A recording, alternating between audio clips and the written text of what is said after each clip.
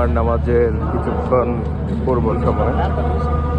এই যে প্রথম আলো অফিস, কাওরান বাজার,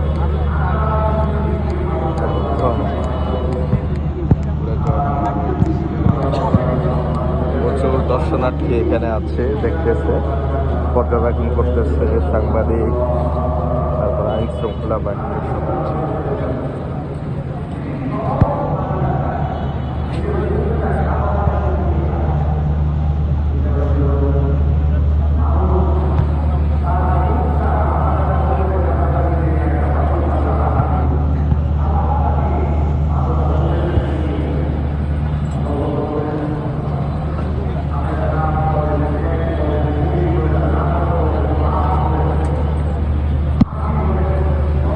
সাংবাদিকবৃন্দ, দর্শনার্থী সবাই দাঁড়িয়ে দাঁড়িয়ে দেখতেছে।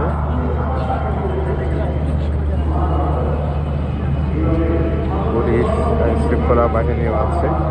এই মুহূর্তে আমরা আছি কাওরান বাজার প্রথম আলোর অফিসের সামনে। এখানে পুলিশের গাড়ি আছে।